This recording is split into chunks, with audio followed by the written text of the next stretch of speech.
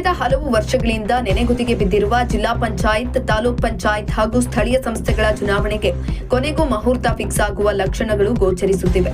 ಮುಖ್ಯಮಂತ್ರಿ ಸಿದ್ದರಾಮಯ್ಯ ಅವರು ಈ ಬಗ್ಗೆ ಮಹತ್ವದ ಸುಳಿವು ನೀಡಿದ್ದು, ಚುನಾವಣಾ ಆಕಾಂಕ್ಷಿಗಳಲ್ಲಿ ಹೊಸ ಸಂಚಲನ ಮೂಡಿಸಿದೆ.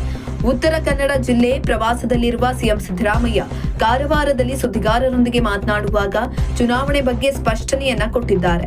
ಸ್ಥಳೀಯ ಸಂಸ್ಥೆಗಳ ಚುನಾವಣೆಯನ್ನ ನಡೆಸೋದಕ್ಕೆ ಸರ್ಕಾರ ಸಿದ್ಧತೆಯನ್ನ ನಡೆಸಿದೆ. ಈಗಾಗಲೇ ಈ ಸಂಬಂಧ ಪ್ರಕ್ರಿಯೆಗಳು ನಡೆಯುತ್ತಿದ್ದು, ಬರುವ ಜೂನ್ ತಿಂಗಳ ಅಂತ್ಯದೊಳಗೆ ಚುನಾವಣೆ ನಡೆಸಲಾಗುವುದು ಎಂದು ಸಿಎಂ ಸಿದ್ದರಾಮಯ್ಯ ಘೋಷಣೆಯನ್ನ ಮಾಡಿದ್ದಾರೆ.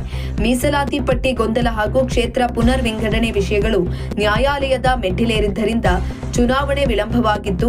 ಆದರೆ ಇದೀಗ ಅಡೆತಡೆಗಳು ನಿವಾರಣೆಯಾಗುವ ಹಂತದಲ್ಲಿದ್ದು, ಸರ್ಕಾರ ಚುನಾವಣೆಯನ್ನು ನಡೆಸಲು ಮುಂದಾಗಿದೆ.